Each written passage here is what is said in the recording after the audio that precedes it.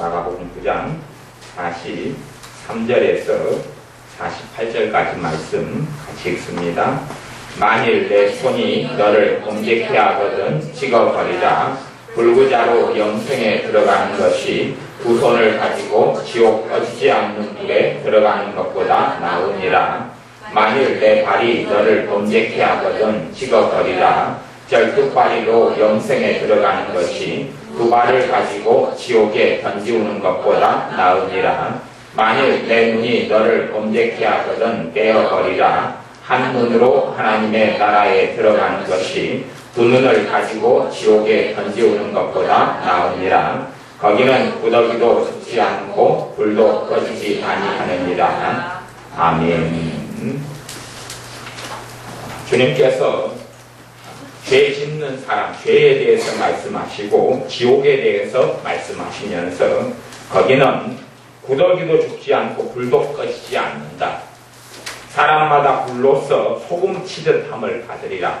여러분이 불에 소금을 던져보면 바닥바닥 뛰면서 이렇게 튀어나가는 걸 봅니다.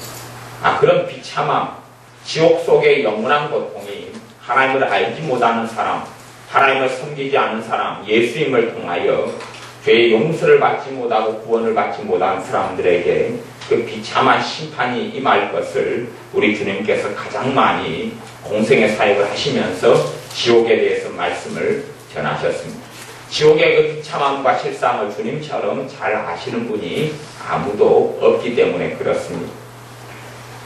만일 내 손이 너를 범죄케 하거든 찍어버리라. 발이 범죄케 하거든 찍어버리라. 눈이 범죄케 하거든 눈을 뽑아버리라. 실제로 우리에게 정말로 뽑아버리라는 말씀인지 손발을 찍어버리라는 말씀인지 다른 의미인지 우리가 생각해 보아야 합니다. 주님께서는 소경의 눈을 뜨게 해주셨습니다. 눈이 다친 사람이 눈으로 범죄하는 것이 얼마든지 가능하지요. 사람들은 죄를 짓는 것을 손으로 어떻게 해야지, 아니면 남의 것을 훔쳐야지, 사기를 쳐야지, 손으로 칼을 잡아서 사람을 찔러 죽여야지 죄라고 생각합니다. 그것 때문에 죄에 대한 개념이 너무 작고 또한 너무 편협하고 하나님께서 말씀하시는 죄에 대해서 제대로 알지 못하기 때문에 주님의 십자가의 권능을 거꾸로 누리지 못하는 신자들이 대부분입니다. 눈으로 범죄가 가능하다. 사회에서 생각하는 죄하고는 전혀 다르지요. 사회에서는 눈으로 범죄가 가능합니까? 가능하지 않습니까? 세상 사람들은 눈으로 죄를 짓는다고 생각합니까? 짓지 않는다고 생각합니다. 세상 사람들은 눈으로 죄 짓는 게 불가능합니다. 눈으로 뭘 쳐다보았다고 우리나라에 있는 법이 너 감옥, 너 징역 몇 년 이렇게 하는 적은 하나도 없기 때문에 그렇습니다. 우리 신자들도 죄에 대한 개념을 세상 사람들과 똑같이 가지고 있으면 우리는 전혀 십자가의 복음의 능력이 나타나는 걸 체험하지 못하고 주님을 알지를 못합니다. 주님의 복음을 내가 누리려면, 주님의 십자가의 권능을 누리려면 죄가 무엇인지 알아야 합니다. 죄가 어떠한지 알아야 합니다. 그때만이 주님을 필요로 하게 되고 회개하며 주님께 나아가 주님으로부터 깨끗함과 자유함을 얻을 수 있습니다. 눈으로 범죄하는 것이 가능하다. 십계명의 10번째 계명에 말씀하기를 탐내지 말라 그렇게 말씀합니다. 너가 어떤 것이라도 남의 집에 있는 남종이나 여종이나 그 누구라도 탐을 내지 마라. 욕심을 내지 마라. 탐내는 것이 안목의 정욕, 눈의 정욕, 눈으로 보는 걸 통하여 죄를 짓는데 눈으로 쳐다보는 것이 죄가 된다. 하나님은 말씀하고 있습니다. 우리 주님께서도 너가 눈으로 죄를 지으면 눈알을 뽑아버려라. 오른쪽 눈으로 죄를 지으면 오른쪽 눈을 뽑아버리고 왼쪽 눈으로 죄를 지으면 왼쪽 눈을 뽑아버리라. 그렇게 말씀합니다. 그러면 눈으로 죄를 안 지으려면 안 보면 죄를 안 짓겠지요. 안 보면 죄를 안 지으니까 주님께서 소경의 눈을 뜨게 해주셔야지 그들이 죄를 적게 짓겠습니까? 아니면 눈이 안 뜨고 그대로 있어야 죄를 적게 짓겠습니까? 눈은 안 뜨고 그대로 있어야지 죄를 적게 지을 거 아닙니까? 그런데 주님은 눈을 뜨게 해줍니다. 이제 소경의 눈을 주님께서 뜨게 해준 소경들이 많이 있었고 주님의 말씀을 들었어요. 소경이 눈을 감았을 때는 눈으로 죄를 안 짓다가 안 보이니까 눈을 뜨고 나니까 남의 내 집보다 좋은 집을 보니 탐욕이 생기고 욕심이 생겼어요. 남자가 내 아내보다 더 이쁜 남의 아내를 보니까 욕심이 생겨 탐욕이 생겼어요. 그리고 눈으로 범죄했어요. 욕심과 탐욕으로. 하나님 말씀은 탐심은 우상숭배이라 우상숭배의 죄를 짓는 것이지요. 그리고 주님의 말씀을 들었어요. 눈이 범죄하고 눈을 뽑아버리라. 두 눈이 죄를 지었지요. 어제 주님께서 눈을 뜨게 해주셨다고 한번 생각해 보세요. 그리고 오늘 주님께서 하시는 말씀을 들으니까 눈이 범죄하고 눈을 뽑아버리라 그랬어요. 어제 주님이 눈 뜨게 했는데 그래서 오늘 가서 눈을 뽑아버렸어요. 참 그렇게 되면 우스울 거 아니에요. 주님께서 불구자된 다리를 주님께서 건강하게 해주셨어요. 그리고 어제 그렇게 해주셨는데 오늘 내 발로 범죄를 했어요. 가지 않아야 될 곳에 갔고 만나지 않아야 될 사람이 이 발로 만나러 갔어요. 그래서 도끼로 이제 이 발을 찍어버렸어요. 이상한 게 아니에요. 도대체 주님께서 무슨 말씀을 하시려고 이 끔찍한 이야기를 하고 계시냐 하는 것을 우리가 생각해 보아야 합니다. 노름꾼의 이야기를 나옵니다. 예전에 노름은 중독 성향이 너무 강하고 커서 마약 같은 것, 알코올, 술 중독보다 훨씬 더 심한 것이 노름입니다.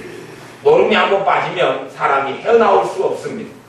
지금은 인신매매 같은 게 없어졌지만 과거에 조선시대나 아니면 일제시대 같은 데는 심지어는 노름하다가 빚을 지게 되면 딸을 파는 것도 가능했습니다.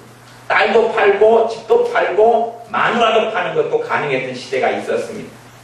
노름꾼은 얼마나 악해졌던지 자신의 딸까지도 기생집에 팔아먹고 자신의 아내까지도 창녀촌에 팔아먹고 노름을 했던 사람들이 역사적으로 많았다는 것을 우리는 알고 있습니다. 그러면 이제 노름꾼이 노름하는 손이 오른손이 문제에서 오른손을 찍어버렸습니다. 그런 일이 있어 왔습니다. 없었던 일들이 아니고 몇 번에 걸쳐서 있어 왔고 우리는 듣고 있습니다. 노름꾼이 손을 찍어버렸습니다. 오른손을 찍어버렸어요. 그랬더니 무슨 손으로 노름을 합니까? 왼손은 노름을 해요. 노름을 해요. 노름 때문에 자기의 가정이 파탄나고 인생이 비참게 되어지고 자신의 자식들은 굶주려 죽어가고 그것을 겪고 오른손 노름에서 오른손을 찍어버렸더니 왼손 노름이에요. 왼손을 찍어버렸더니 시간이 흐르고 나니까 두 팔이 없이 발로 노름하는 자기를 발견했습니다. 발로 노름을 해서 발을 망가뜨려 버렸어요. 작두해 놓고 발을 잘라버리고 망가뜨려 버렸어요. 그리고 이제 시간이 흘러가가지고 발이 낫고 어떻게 기어서 노름 구경을 하게 됐는데 참지 못하고 입으로 노름을 했다는 이야기입니다. 그것이 죄가 얼마나 무서운지를 이야기하는 것입니다. 주님께서 발을 찍어버리라는 것, 손을 찍어버리라는 것, 눈알을 뽑아버리라는 것이 죄의 심각성을 이야기해주며 결국에는 죄가 어디에 있다고 말씀하는 거냐 하면 우리 속에 있다고 이야기하시는 것입니다. 죄가 내 마음속에 들어가 있기 때문에 손과 발과 눈으로 나타나는 것이고 죄가 내 생각 속에 들어와 있기 때문에 손과 발과 눈으로 나타난다는 것을 이야기하는 겁니다. 사람들은 주님의 말씀을 들으면서 아마 아무도 도끼로 자기 발이나 손이나 아니면 눈을 뽑아낸 사람은 없었을 것입니다. 그렇게 했다면 주님께서 계속 병을 고치는 사역을 하셨는데 주님의 말씀을 듣고 눈을 뽑아낸 사람의 눈을 만드는 일을 주님께서 하셨겠죠. 하루에도 얼마나 골치 아픈 일이 많았겠습니까? 마태복음과 마가복음 두 번에 걸쳐서 이 동일한 이야기를 주님께서 하시면서 지옥 이야기를 꺼내고 있습니다. 손과 발을 찍어버릴 생각을 하면 죄의 근원이 손과 발에 있지 않고 우리의 마음에 있고 우리의 깊이 있게 뿌리 내리고 있다는 것을 알게 됩니다. 우리의 삶 속에 이 죄의 문제를 깨닫고 자각하는 사람이 주님의 은혜를 받게 됩니다. 우상숭배의 죄를 통하여 믿는 사람들이나 불신자에게나 한 저주와 많은 저주가 생겨나고 발생합니다. 그래서 제가 말씀을 전하러 가는 곳마다 또한 우상숭배의 죄를 과거에 많이 지은 사람들에게 제가 우상숭배죄를 회개하라고 가르칩니다. 우상숭배죄를 회개해라. 우상숭배를 통하여 몸에 질병이 오고 저주가 들어왔다. 회개하라고 가르칩니다. 그러면 어떤 사람은 목사님이 시키니까 그렇게 하나님 말씀에 근거해 우상숭배죄를 회개하는 사람이 있습니다. 또 구다고 사주관상 보고 점하는 것, 끔찍한 마귀 역사를 불러오는 것, 그런 것을 회개하라고 가르칩니다. 그리고 회개합니다. 그런데 저주가 떠나가는 사람이 가령 5명이 회개를 하는데, 회개는 뭐 복잡한 게 아니죠. 주님, 내가 절했습니다. 죽은 조상을 사람이 죽어서 이 땅에 있지 않은데 섬겼습니다. 절했습니다. 구댔습니다. 사주관상 보았습니다. 불상에 가서 무릎을 꿇었습니다. 또 무당과 신접한 자와 함께 점을 보러 갔습니다. 등등 이런 죄를 회개합니다. 5명이 회개를 할 때에 그 주님께서 용서해 주시고 마귀 역사가 사라져가는 사람 5명 가운데 한 1명 정도밖에 안 됩니다. 5명이 주님 잘못했습니다. 내가 우상숭배했습니다라고 회개하는데 처리돼 가는 사람은 1명에, 많으면 2명에 불과하고 나머지는 처리가 되지 않습니다. 주님께서 사람을 차별하시느냐, 어떤 사람의 회개는 받아주고 어떤 사람의 회개는 안 받아주느냐, 전혀 그렇지가 않습니다. 우상숭배죄를 회개할 때에 입술은 내가 우상숭배했습니다라고 하지만 마음에서 우상숭배가 하나님께 손과 발을 찍어버리고 눈알을 뽑아버릴 것만큼 심각한 죄라는 것을 느끼고 깨닫는 사람이 똑같이 하나님 잘못했습니다 할 때 용서가 되어지고 마귀 역사가 떠나가는 것입니다. 많은 사람들이 심각한 죄를 깨닫지를 못합니다. 그냥 입술로서 하나님 잘못했습니다 라고 고백할 뿐입니다. 전혀 아무런 열매가 나타나지 않습니다. 죄를 깨닫지 못한 사람, 열매가 나타나지 않습니다. 여러분의 삶 속에 죄의 본질을 깨닫고 아셔야 여러분에게 주님의 복음의 능력이 십자가의 사랑이 나타나게 될 줄로 믿습니다. 죄의 본질이 무엇인지 우리는 깨달아야 합니다. 여러분이 근심을 합니다. 그러면 근심한 것을 주님 회개합니다. 근심한 걸 회개합니다. 라고 회개 기도를 합니다. 근심한 걸 회개할 때에 여러분이 회개 기도를 하면 여러분이 근심하는 것이 없어져 가기 시작합니다. 회개에 대해서 어리석게 생각하는 사람들은 내가 근심을 여러분이 많이 하고 있다 그러면 스스로의 힘으로 근심을 안 할 수 있다고 생각하면서 회개하는 사람이 있습니다. 내 힘으로 내가 근심을 끊을 수 있어. 내가 내 힘으로 근심을 이길 수 있어. 내가 하나님께 근심한 것으로 근심하지 말라 말씀했는데 근심한 죄를 지었기 때문에 내 힘으로 내가 근심 안 할 수 있어. 하나님, 내가 근심 안 할 수 있는데 했습니다. 앞으로 근심 안 하겠습니다. 하는 식의 회개를 하는 사람은 전혀 주님하고 상관없는 시간을 가진 것입니다. 근심이라 할지라도 여러분의 힘으로 끊거나 안 할 수가 없습니다. 여러분이 한두 번 근심했을 때는 문제가 안 되지만 많이 근심하고 살았다면 에베소 4장의 말씀대로 마귀가 여러분의 근심을 통하여 틈을 탑니다. 그리고 여러분은 근심 안 하고 싶어도 근심할 수밖에 없는 마귀에게 이끌려가는 삶을 살아가게 됩니다. 그렇기 때문에 여러분 힘으로 내가 근심을 안 해야 되는데 하나님 또 잘못했군요 라는 식의 회개는 여러분 자신의 능력과 힘을 의지하는 회개이기 때문에 하나님께서 전혀 받아주시지 않습니다. 여러분의 힘으로 가능하다. 내 힘으로 죄를 끊을 수 있다. 그게 가능했다면 주님께서 십자가에서 죽으신 이유가 없습니다. 여러분의 힘으로 죄를 해결하는 게 가능했다면, 내 힘으로 죄를 해결하는 게 가능했다면 주님의 십자가를 무용지물로 여기는 것입니다. 참으로 많은 사람들이 회개를 통하여 하나님의 살아계심을 체험하지 못하고 그분의 용서와 자유케 하심을 체험하지 못하는 사람이 너무나 많습니다. 회개 기도를 하는 사람들이 그래도 열심히 주님을 잘 믿으려는 사람은 회개 기도를 나름대로 합니다. 그러나 잘못된 회개를 하기 때문에 그렇습니다. 하나님, 한 번만 더 참아주세요. 내가 다음에는 이 죄를 끊은 다음에 하나님께 회개 기도하겠습니다.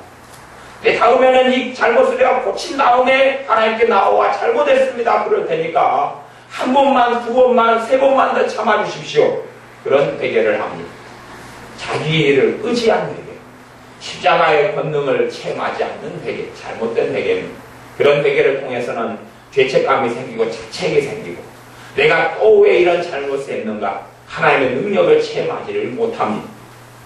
하지만 여러분이 여러분의 의지나 여러분의 힘이나 능력을 의지하지 않고 100% 믿음으로 회개하면 자유케 되기 시작합니다. 예전에 제사제도는 그랬습니다. 내가 죄를 지으면 내 죄를 대신하여서 하나님께서 짐승을 잡아 죽이라 그랬습니다. 그리고 그 피를 흘려서 단사면에 뿌리고 태워 제물로 하나님께 바치면 너희 죄를 용서해 준다.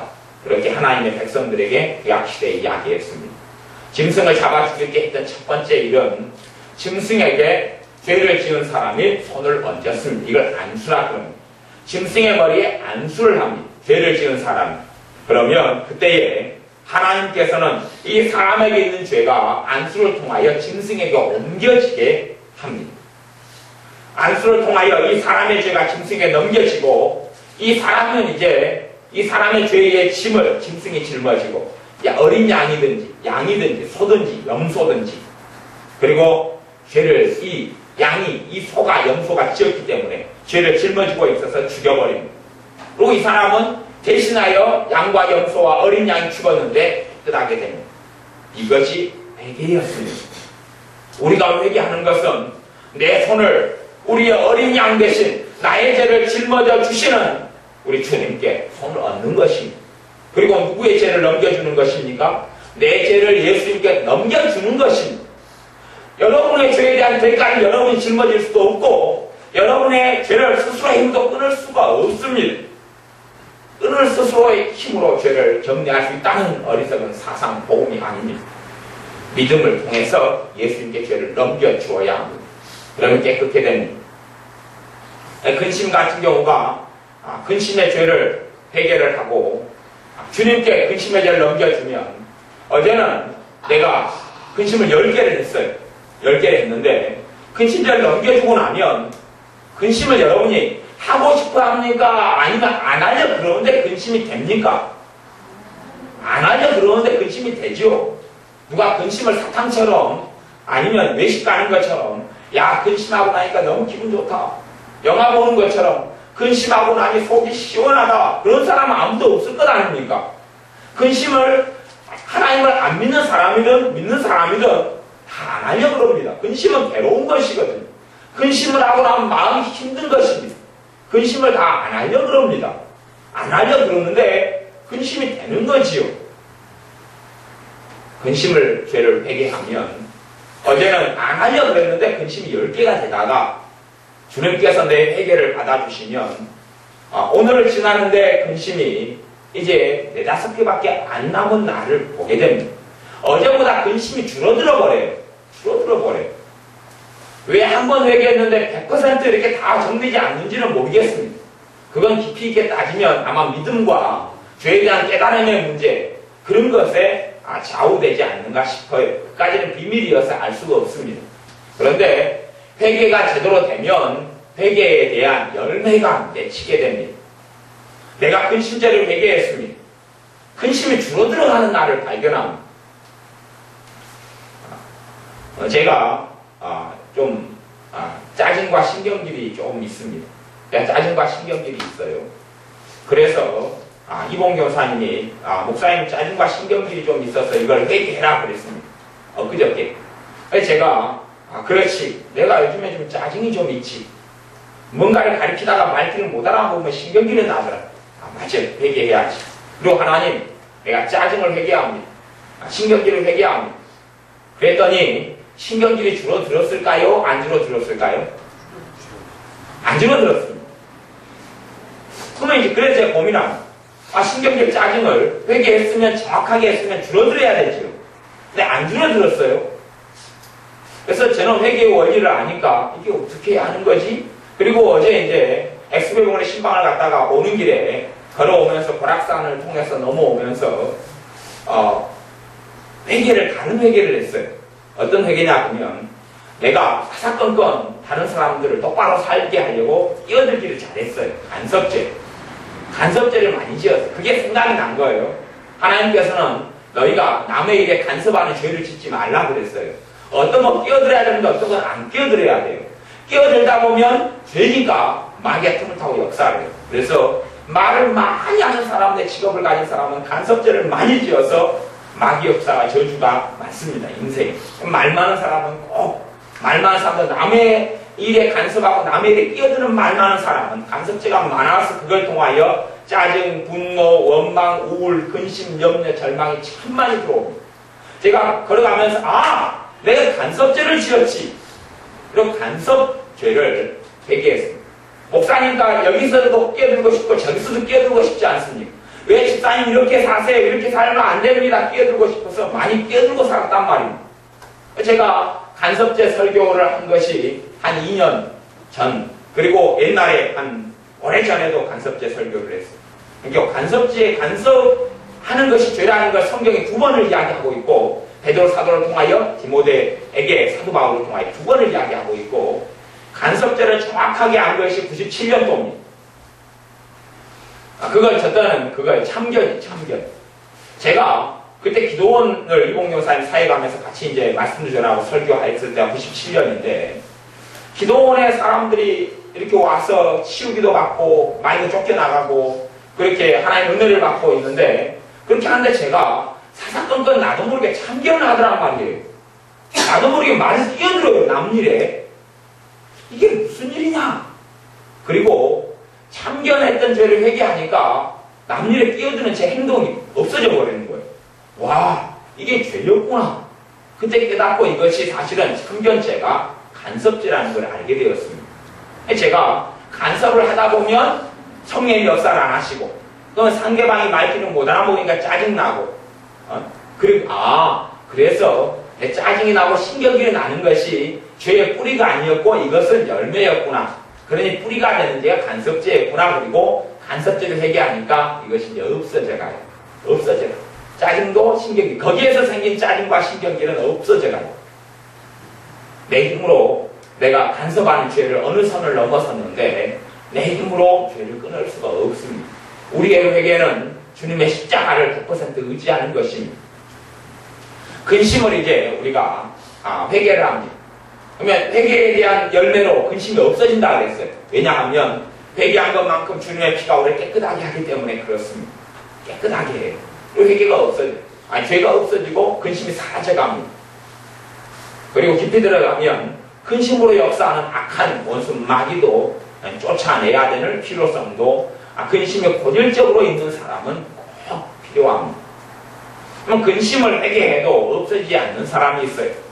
두 종류의 사람이 근심을 회개해도 사라지지 않습니다. 첫 번째는 아까 말씀을 나누었던 대로 내가 근심을 스스로 해결하려는 사람, 그런 사람은 십자가의 권능, 주님의 보혈의 권능이, 주님의 용서가 나타나지 않아요. 그 사람은 당연한 것이고, 두 번째는 근심죄를 회개하는데 그게 죄라고 그러니까 회개를 하지 진짜 죄라고 마음에서 느끼질 않아요.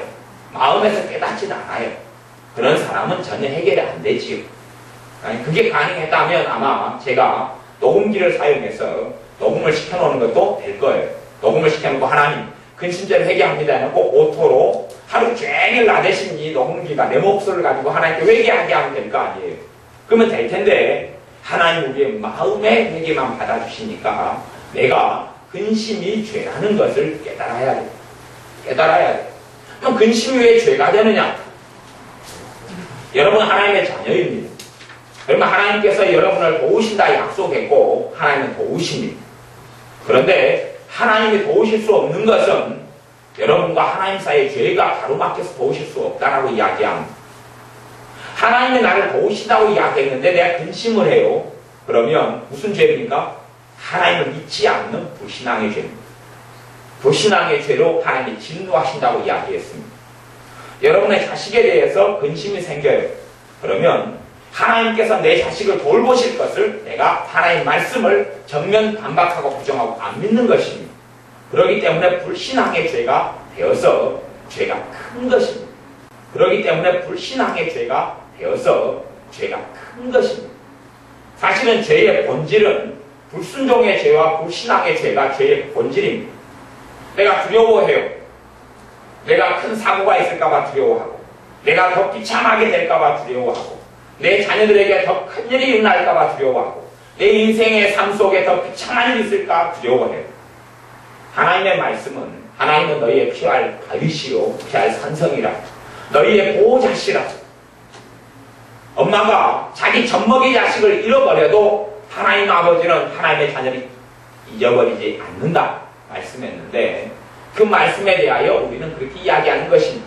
하나님은 거짓말쟁이, 하나님은 속임수쟁이, 하나님은 사기꾼, 이렇게 불신앙, 안 믿는 죄가 되기 때문에 우리의 근심, 우리의 염려, 우리의 두려움, 우리의 탄식, 우리의 절망, 그 모든 것이 가장 심각한 하나님의 진노를 가져오는 불신앙이 되기 때문에 그렇습니다.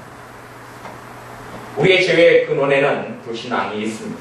우리의 죄의 근원에는 하나님의 길을 따르기 싫어하는 불순종이 있습니다. 불순종의 죄는 사술의 죄와 같다. 하나님께 순종하지 않는 불순종의 죄는 사술은 뭐냐 하면 하나님께서 가장 가증히 여기는 종류의 사람인데, 종류의 사람이 있는데 그 첫 번째 사람에 속하는 사람이 무당, 점쟁이, 하나님께서 가장 가증히 여깁니다. 그래서 성경에는 무당, 점쟁이는 구약시대에는 돌로 쳐서 죽여라, 보는 대로 돌로 쳐서 죽여라 그랬습니다. 그런데 무당과 점쟁이의 사술죄는 점하고 굿하는 죄를 이야기하는 것입니다. 하나님이 가장 가증히 여기는, 그래서 점하고 굿한 사람들도 같이 쳐 죽여라 그랬습니다. 이게 하나님의 진노가 있었던 구약시대고, 하나님 앞에서 죄는 동일합니다. 구약시대처럼 그렇게 하나님이 쳐 죽일 수는 없는 그러한 환경이고 그러한 이스라엘 국가가 아니고, 우리는 이방 나라고 다른 나라이기 때문에 그런 것과 상관이 없지만, 근원적으로 그 죄가 하나님 앞에 죽임을 당할 죄라는 것은 그들이나 우리나 동일한 이야기입니다. 이게 사술죄입니다. 점하고 굿하고 했던 그 사술죄, 그 사술죄와 가장 하나님이 싫어했고 증오했던 죄와 동일한 죄가 불순종이다, 이렇게 말씀하고 있습니다. 우리의 삶 속에 죄에 대하여 회개해야 되는 것, 제가 간섭죄, 남의 일을 좀 끼어들고, 남의 일을 끼어들어도 나쁜 동기가 아니라 좋은 동기로 나는 그래도 끼어드는데 왜 그게 죄가 되느냐? 하나님의 말씀에 남의 일에 간섭하는 죄를 짓지 말라 그랬지요. 저는 하나님이 그렇게 말씀해도 나는 저 사람은 하나님보다 더 염려하고 난 더 사랑해서 나는 꼭 끼어들어야 되겠습니다. 하나님의 말씀에 대해서는 알든지 모르든지 죄가 됩니다. 이 불순종이죠. 사술죄와 똑같다, 그렇게 이야기했습니다. 그래서 우리가 죄가 무엇인지, 그 무게가 어떠한지 깨닫지 못하니까 주님께서 죄의 무게를 깨닫게 하시려고, 죄의 무게가 그렇다, 눈알이 범죄하거든 뽑아버려라, 이게 죄의 무게다. 발이 범죄하거든 찍어버리라. 발이 범죄했는데 씻어가지고 될 성질이 아니다. 이 말씀을 통해서 손발을 잘라내버리고 눈알을 뽑아버리라는 이야기가 아니라, 얼마나 죄가 심각한지 알겠느냐? 죄에 대한 대가가 얼마나 심각한지 알겠느냐? 눈으로 죄를 지었는데, 눈으로 저 집 냉장고 우리 집 거보다 좋네, 그러니 저 집 냉장고 가지고 싶다, 탐욕, 욕심, 이 죄가 얼마나 심각한지 눈알을 뽑아야 되는지 너가 알겠느냐? 라고 주님께서 묻고 있는 것입니다. 죄가 얼마나 심각한지 너 손발을 끊어내고도 눈알을 다 뽑아도 너가 그런 탐욕과 욕심이 없어질 것 같으냐? 라고 주님이 묻고 있는 것입니다.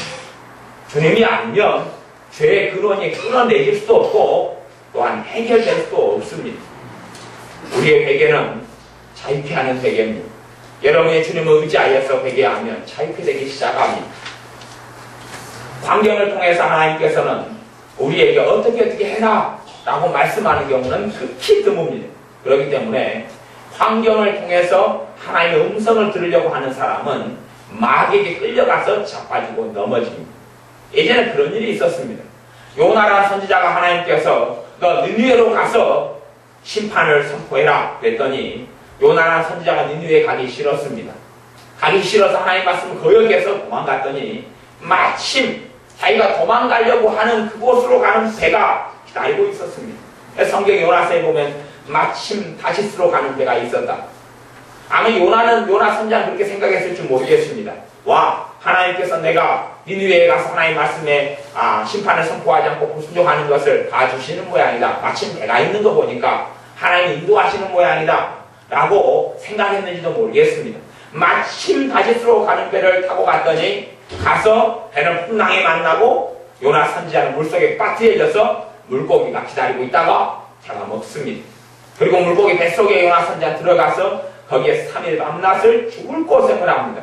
죽을 고생하면서 하나님 잘못했으니까 좀 봐주십시오. 용서해 주십시오. 단언합니다. 우리의 환경 속에 어떤 일이 벌어지고 어떤 일이 생겨나기 때문에 하나님이 길을 열어주는 모양이다. 하나님이 어떻게 해주시는 모양이다. 라는 착각은 굉장히 위험한 착각이어서 여러분이 환경을 통해서 하나님의 음성을 듣는 오류를 범하지 않으셔야 합니다. 환경을 통해서 하나님의 음성을 들려온다면 그것은 열의 하나 두 개에 불과합니다. 그것도 많이 잡았을 때 이야기입니다. 그리고 열의 하나 두 개가 분별이 되면 좋지만 분별이 안 되면 여러분이 골라잡기에서 대부분 확률적으로 별로 좋지 않은 확률이 나오고 여러분이 실패합니다. 그런데 이게 죄에 있어서는 환경을 통해서 말씀하시는 것이 정확합니다. 하나님께서 이렇게 해라 저렇게 해라 이렇게 해라 하는 음성은 거의 안 맞고 마귀가 환경부터 역사하고 죄를 깨닫게 하는 데는 환경이 정확합니다. 죄가 있는 것은 누가 역사합니까? 마귀가 역사하죠. 죄가 있는 것은 마귀가 역사합니다. 마귀가 역사하면 웃음이 나고 기쁨이 나고 평안해지는 게 아니라 반대 지옥에 있는 것들이 생겨납니다. 지옥에 있는 것들. 그러면 내 환경 속에 지옥에 있는 것들 생겨나는 부분들에는 내 죄가 있다는 이야기입니다. 봐보세요. 여러분의 자식이 문제를 일으켜서 자식이 여러분의 걱정거리가 됩니다. 그러면 여러분은 자식에 대해서 여러분의 죄가 있다는 것을 알 수밖에 없다는 이야기입니다. 자식이 여러분의 걱정거리가 되면 내가 자식에 있어서 하나님에 대하여 불신앙했구나. 하나님을 믿어드리지 않았구나. 또한 여러분이 자식의 걱정되는 자식을 위해서 하나님의 사람으로서 왜 기도를 안 했겠습니까? 기도를 했겠지요. 그러면 여러분의 기도가 다 하나님 앞에서 잘못된 기도였다. 왜냐하면 불신앙으로 하는 기도였다.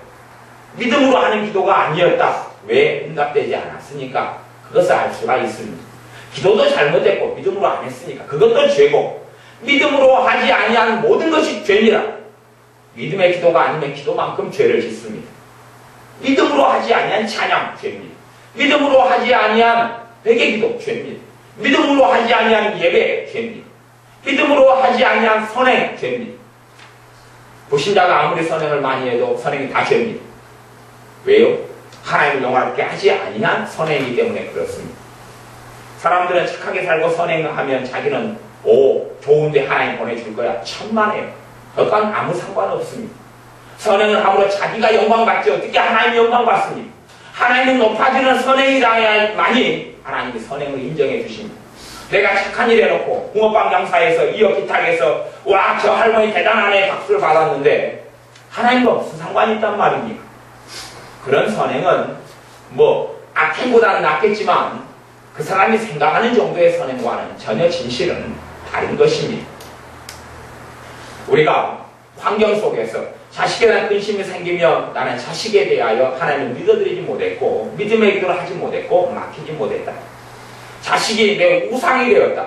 그래서 하나님에 대해서 하나님의 나라에 대해서 잃어버린 영혼들에 대해서는 눈물을 흘리고 걱정하지 않았는데 자식이 어려워지면 또 걱정하고 또 걱정하고 그 자식으로 인한 죄가 많이 생기면 자식 문제는 계속 벌어집니다. 왜냐하면 자식에 대한 죄가 많기 때문에 하나님은 그 죄로 인하여 보호하실 수 없고 마귀는 자식을 계속하여 공격하게 됩니다. 그러면 자식 문제가 생기면 내가 이 부분에 죄가 많아서 하나님이 도와주실 수 없구나 하는 걸 아셔야 됩니다.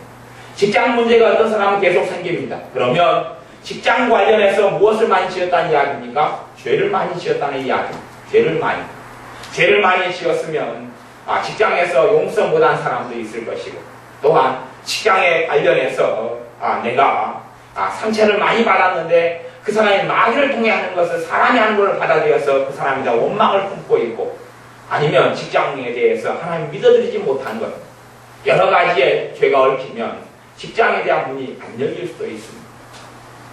또한 돈 문제가 많이 생긴다. 그러면 나는 하나님께서 물질의 주관자인 것을 믿지 못하고 살아왔고 돈에 대한 염려, 돈에 대한 두려움, 돈으로 인하여 죄를 많이 지었다는 것입니다. 그렇기 때문에 돈 문제가 쉽게 풀려가기보다는 꼬여가거나 해가 더해도 하나님께서 내게 더 주시는 물질이 아니라 물질은 빠져나가고 없어져 갑니다. 우리가 돈 문제가 생기면 그것이 하나님께서 내게 주시는 음성으로 알아들으셔야 합니다. 아, 내가 돈에 선한 챙기가 되지 못했구나.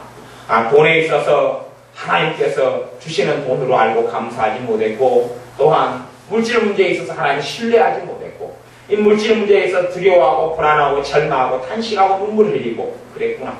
내가 하나님의 나라에 대해서는 한 시간에 기도하지 못했는데 이 돈 문제 가지고는 밤새워 잠 못 자고 고민하고 근심하고 절망하고 죄를 많이 지었구나.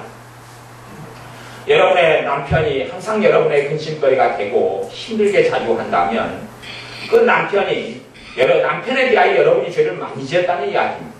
남편을 위해서 기도했는데 믿음의 기도를 안 했다는 이야기고, 지금까지 기도가 다 죄였다는 이야기고, 또 남편에 있어서 내가 하나님의 사람이 되어져서 남편을 돕고 섬겨야 하는데 내가 하나님의 사람이야 남편의 종이 되어져서 끌려다녔으면 그것만큼이 죄가 됩니다.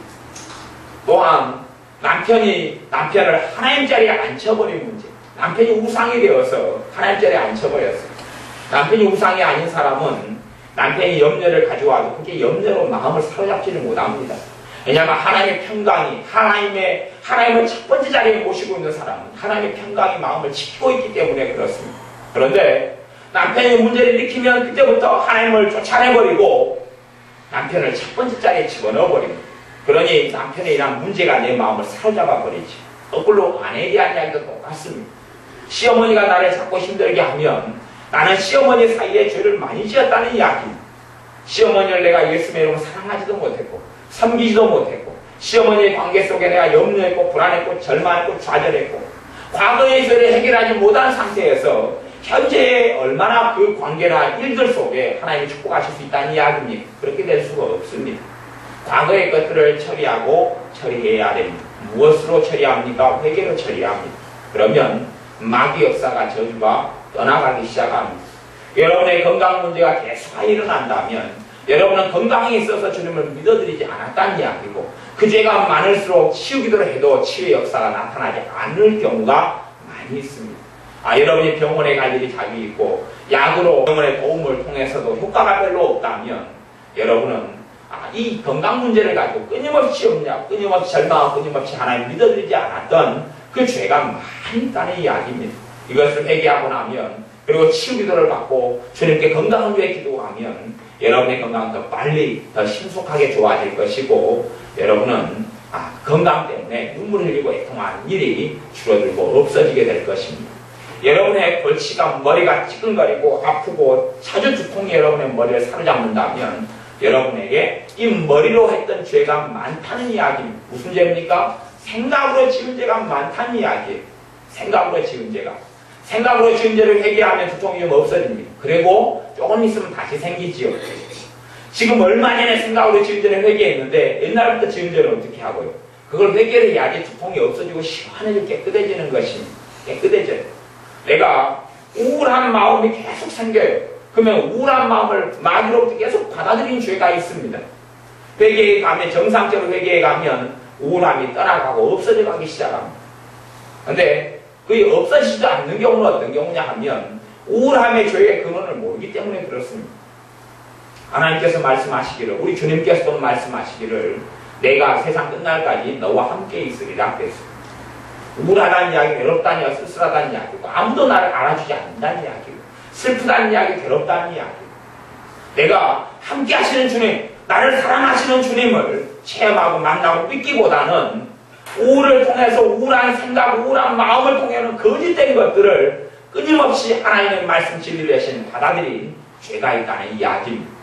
그렇기 때문에 여러분들이 그 죄의 심각함을 알고 회개하시면 그러면 우울이 떠나가기 시작합니다. 여러분의 힘으로 어떻게 마귀 역사를 쫓아낸단 말입니다. 여러분의 힘이나 제 힘으로는 마귀 역사를 쫓아내지 못합니다. 죄를 통해서는 마귀가 역사하고 마귀 역사하는 곳에 죄가 더할 수밖에 없습니다. 염려를 여러분이 끊어낼 수 있습니까? 도끼로 염려가 어떻게 끊어집니까? 손발은 끊어져도 염려는 안 끊어집니다. 생각으로 죄를 지었으니까 주님께서 그 이야기는 안 하셨지만 생각으로 머리로 죄 지었으니까 주님이 그렇게 이야기했다고 생각해 보세요. 머리를 끊어라. 토끼로 목을 쳐라. 이야기는 안 하셨어요. 우리가 죄의 근원을 꼽아볼 수 없다는 이야기를 주님이 사실은 하고 있는 것입니다. 죄의 근원을 너가 손을 자른다고 눈을 뽑아버린다고 죄의 근원이 해결되는 줄 아느냐? 자꾸 이야기하시는 것입니다.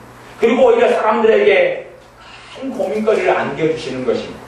어찌하면 죄의 문제가 해결된단 말인가? 어찌하면 이 고질적인 죄의 문제를 해결할 수 있단 말인가? 하는 근원적인 질문, 메시아 되신 구원자 되신 우리의 주님 되신 예수님께서 오신 근원적인 질문에 대하여 하고 계시는 것입니다. 사람들에게 너희가 먹는 것 때문에 내가 필요하냐? 마시는 것 때문에 내가 필요하냐? 아니면 너희의 죄 문제 때문에 애통해서 내가 필요하냐? 라고 나를 필요한 이유를 생각해 보아라라고 도전하고 계시는 것입니다. 우리가 죄의 본질과 근원을 알아야 됩니다. 여러분이 생각으로 지은 죄를 회개하면 왜요? 불신앙. 하나님 안 믿겠다는 이야기죠.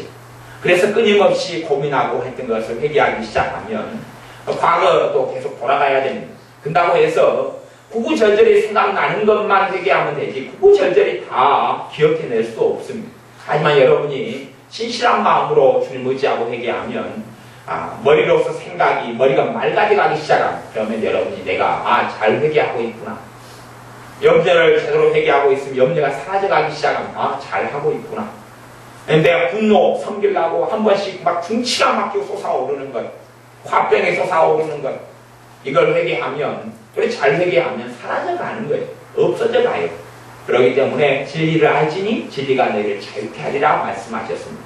이 회개에 대해서 주님의 십자가의 복음에 대해서 정확히 알면 내가 회개하면 알수록, 그래서 말씀은 사실은 우리에게 죄를 알게 해주는 것이 말씀입니다. 이 말씀을 통하여 죄를 깨달아야지 말씀을 통하여 윤리와 도덕을 배우는 것이 아닙니다. 윤리와 도덕이나 법을 배우는 것이 아닙니다. 서로 사랑하라 이렇게 했어요. 그러면 사랑이 안 돼요. 사랑하려 해도 사랑이 안 돼요. 내가 미움을 많이 받아들이고 살면 사랑이 어떻게 가능합니까? 그런데 이것을 윤리나 도덕으로 교훈으로 바꿔가지고 사랑해야지. 지금까지 미워했는데 미움을 끊고 사랑해야지. 야, 이 남편 진짜 꼴보기 싫어서 마누라 꼴보기 싫어서 못 살았는데 오늘부터 사랑하라는 설교를 들었으니까 사랑해야지. 그리되면 비참함만 더 찾아옵니다. 그 의지로 사랑이 된단 말입니까? 야, 사랑하라는 말씀에서 사랑해야지. 그게 아니라 사랑하라는 말씀은 너희들이 얼마나 못 사랑하고 살아왔는지 아느냐?